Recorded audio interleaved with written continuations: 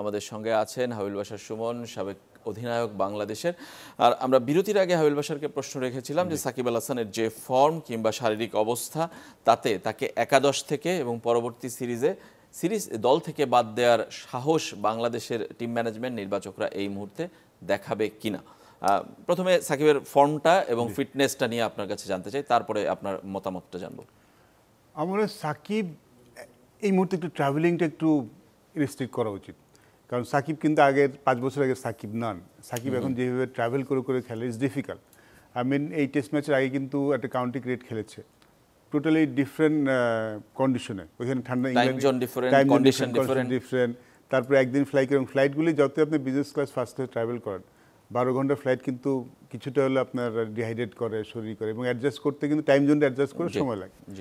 So এটা বয়সের সাথে, একটা বয়স ইয়ুথের সময় যতখানি শরীর সময় নেবে, বয়সের সাথে সেই সময়টা একটু বেশি নেবে। এটা খুব স্বাভাবিক ব্যাপার, মানে সায়েন্স, এরকম ন্যাচারাল জিনিস। তো ওই টেস্ট ম্যাচে একদিন আগে এসে একদম পুরো ডিফারেন্ট কন্ডিশনে অ্যাডজাস্ট করা ইটস নট ইজি, শরীর সবসময় পারমিট করে না।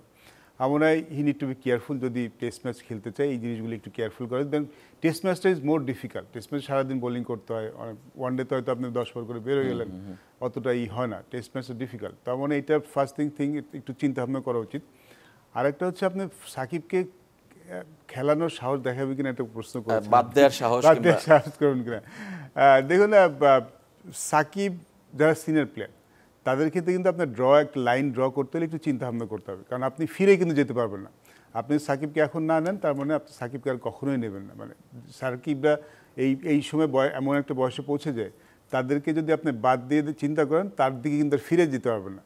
নতুন কাউকে দিলে, কারণ নতুন কাউকে নিলে তাকে নিয়েই কিন্তু আপনাকে অ্যাটলিস্ট 1 সিজন 2 সিজন ট্রাই করতে হবে, বিকজ তার জায়গায় অন্য কাউকে নিয়ে আসলে সেই যে সফল হবে তেমন কোনো কথা নেই। তার জায়গায় তো 2-3 দিন করে ট্রাই করার লাগতে পারে, because over the years Shakib কিন্তু একটা জায়গায় খুব ভালো পারফর্ম করে গেছে। তো যদি সাকিবকে নিয়ে আলাদা করে চিন্তা করতে হয়, আমাদের বাদ দেওয়ার চিন্তা করতে হয়, তাহলে কিন্তু একবারেই বাদ দেওয়ার চিন্তা করতে হবে। মানে আবার ফিরে নিয়ে আসাটা আসলে সেটা ঠিক সমুচিত হয় না, সেটা টিমের সাথে যায় না। পাকিস্তানের সাথে ফার্স্ট টেস্ট ম্যাচে কিন্তু সাকিব ভালো বোলিং করেছিল, সেখানে যে ম্যাচটা জিতিয়েছিল সেখানে কিন্তু সাকিবের বোলিং একটা বড় ভূমিকা রেখেছিল। আমি লাইন ড্র করার আগে আরেকটা টেস্ট ম্যাচ দেখতে চাই, মানে পার্সোনালি দেখতে চাই। জীবনে আমি যদি সাকিবকে বাদ দিই, আমি সাকিবকে নিয়ে ফিউচারে আমি চিন্তা করবো না, সেটা মানে আমি মনে করছি আর কি। একটা ইম্পর্টেন্ট রোল প্লে করে, 5 নম্বর ব্যাটিং করে, বোলিং করে, সেটা আমরা পাচ্ছি না। বাট এই টেস্ট সিরিজ ম্যাচে আমি শুধু সাকিবকেই আমি আসলে করতে চাই না, পিন পয়েন্ট করছি না। আমার মনে হয় যে আমরা যে প্রথমে আলাপ করছিলাম, হোল ব্যাটিং গ্রুপ ফেল, সবাই ফেল করেছে, সাকিব তার মধ্যে একজন অন্যতম, ডেফিনেটলি, কারণ ওর কাছে এক্সপেকটেশনটা অনেক বেশি থাকে। আমার we should give him one more test match, তারপরে we can sit with him and আমরা ডিসাইড করতে পারি তারপরে। বাট ফাইনাল এই ফরম্যাটটা সে খেলবে কিনা, কারণ এটাও একটু আমরা জানার যে অন্য সিনিয়ররা যখন ফরম্যাটগুলোকে প্রেশারেই হোক, পরিস্থিতির কারণেই হোক, নিজে বেছে নিয়ে হোক বাদ দিচ্ছে, সাকিব 3 ফরম্যাটে এখনও খেলছেন। মানে সাকিবের কি আসলে এটা ভাবার সময় এসেছে ওর নিজের? আমার মনে হয় তিনি ভাবছেন, মনে হয় আই এম প্রিটি শিওর যে ভাবছেন, because Shakib kind of player সবসময় পারফর্ম করতে ভালোবাসেন। সাকিবের চেষ্টা করছেন, সবভাবে আপনি ক্যাপ্টেন যেটা বললেন, তিনি দেখতে চান নিবেদন কতটুকু আছে। আমার মনে হয় নিবেদনটা কিন্তু 100% আছে, সবভাবেই চেষ্টা করছেন। It's not happening, but Shakib kind of player যে আমরা সবাই জানি যে মানে ওভার দি ইয়ার্স সবসময় ফিরে এসেছেন, অফ ফর্ম থেকে ফিরে এসেছেন খুব ভালোভাবে। তো আমার মনে হয় যে সাকিবকে একবারেই যদি আমরা বাদ দেওয়ার চিন্তা করি, কিংবা যেটা বললে সাহস দেওয়ার চিন্তা করি, আমরা we should give him one more test match, তারপরে আমরা একটা লাইনটা ড্র করতে পারি।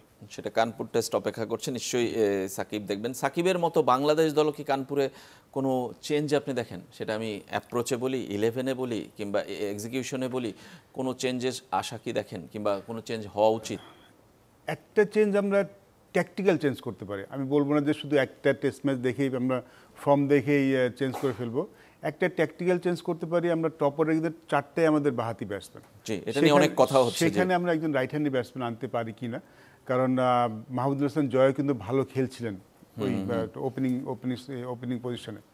তো এই একটা পজিশন আমরা আনতে পারি, তাহলে অ্যাটলিস্ট, কারণ হয় কি দুই দিকে মানে সব লেফট হ্যান্ডি ব্যাটসম্যান থাকলে বোলারদের জন্য সুবিধা, লাইন লেনটা মানে একই লাইন লেন্থে বলটা করতে পারেন। যখন right hand left hand combination থাকে, তখন তাদের একটু লাইনটা চেঞ্জ করতে হয়, লেনটা চেঞ্জ করতে হয়। তো সেটা একটা চেঞ্জেস আমি দেখতে পারি। বোলিংয়ে আমি কোনো চেঞ্জেস দেখতে পাচ্ছি না। যদি কানপুরে উইকেটটা কেমন হবে যায় না, বাট আই স্টিল ফিল যে নাহিদ রানা যদিও লেন্থ একটু অ্যাডজাস্ট করতে পারে, ক্যান বি হ্যান্ডি। তাসকিনও খুব ভালো বোলিং করেছে, হাসান তো ওয়ান্ডারফুল। আর আমাদের যে স্পিনার আছে সেখানে তাইজুল, মিরাজ তো যদিও অতটা ভালো করেনি, বাট মিরাজকে আসলে টিমের বাইরে রাখাটা খুব মুশকিল। বিকজ তাইজুলকে আনলাকি কিনা সেক্ষেত্রে? তাইজুল একটু আনলাকি, ডেফিনেটলি তাইজুলকে আনতে হলে আসলে সাকিবকে বসতে হবে। সেটাই আসলে একটা বড় কোশ্চেন মার্ক হতে পারে। তাহলে আমাদের তো একজন ব্যাটার কম দিয়ে খেলতে হবে আমরা, সেটা টিম চিন্তাগুলো করতে পারে। বাট আমার কাছে মনে হয় এই মুমেন্টে হয়তো আমরা একটা জিনিসে চিন্তা করতে হবে, সে টপ অর্ডার থেকে একজন ব্যাটসম্যান, হয়তো একজন রাইট হ্যান্ডি ব্যাটসম্যান চুজ করতে পারে। মানে অনেকগুলো লেফট হ্যান্ড ব্যাটসম্যান তা নিয়ে কথা হচ্ছে, যদিও গতকাল ডেভিড হেম বাংলাদেশের ব্যাটিং কোচ বলছিলেন যে সেটা টেস্টে হয়তো বা এত ইম্প্যাক্ট ফেলে না, তিনি বলছিলেন ওয়ানডে টি-20-তে যতটা ফেলে, কিন্তু আমি জানি না যে আপনার মত একটু অন্য। আর ব্যাটিং অর্ডারটা, যেটা অর্ডার না মানে ব্যাটিং পারফরমেন্সটা, সেটা নিয়ে তো কনসার্নের যথেষ্ট জায়গা আছে, আমরা এই টেস্টেই দেখেছিলাম। সেকেন্ড টেস্টে আপনার কি মনে হয় যেখান থেকে বাংলাদেশ চেঞ্জ হবে কিংবা নিজেরা নিজেদের ভুলগুলো শুধরে নিতে পারবে? টপ 4 টপ 5 তো আমি আসলে চেঞ্জ করে দেখছি না, চেঞ্জের কথা না, আমি পারফরম্যান্সের চেঞ্জ তো করতেই হবে। আমরা যদি কানপুর টেস্ট ভালো করতে চাই, even before the test series start আমরা সবাই জানতাম যে এই টেস্ট সিরিজে আমাদের বোলাররা ভালো করবে, বিকজ বোলাররা খুব কনসিস্টেন্ট। এখন আমাদের বোলাররা কিন্তু আপনি এখন বলতেই পারেন যে পেস বোলিং ডিপার্টমেন্টে আমরা যে কাউকে আমরা একসাথে পাশে হাঁটতে পারি যে কোনো টিমের সাথে পেস বোলিং ডিপার্টমেন্ট নিয়ে। আমাদের কনসার্ন কিন্তু একটাই ছিল টপ অর্ডার, মানে সবচেয়ে বড় কনসার্ন ছিল যে আমাদের টপ অর্ডারের ব্যাটিংটা, সেটা কিন্তু বেশ কিছুদিন আমাদের কনসার্ন। সেটা যদি ভালো হয় তাহলে আমরা এই টেস্ট সিরিজে ভালো করবো। টেস্ট সিরিজে আগে আমরা চিন্তা করেছিলাম, আমরা মনে কথা বলেছিলাম। কানপুর টেস্টের সম্বন্ধে সেটা অনেকখানি ডিপেন্ড করবে, বিকজ 6-5, 6-7 সবসময় আপনি রান করে দেবে না। আপনার টপ 4-এর কিন্তু মূল কাজটা কিন্তু টপ 4-এর রান করা। কানপুর টেস্ট যদি ভালো করতে পারি, আমি প্রিটি শিওর আমাদের বোলাররা সেখানে ভালো করবেন। এবং যেই সুযোগটা আমরা দিয়েছি রাশিন এবং জাদেজাকে, সেটা আমরা দেব না। আরও ওদের এগেনস্টে আমাদের আরও একটু ভালো প্ল্যান করে আমরা বোলিং করব, কিন্তু আমাদের টপ 4-এর কিন্তু রান করতে হবে যদি ভালো করতে চাই।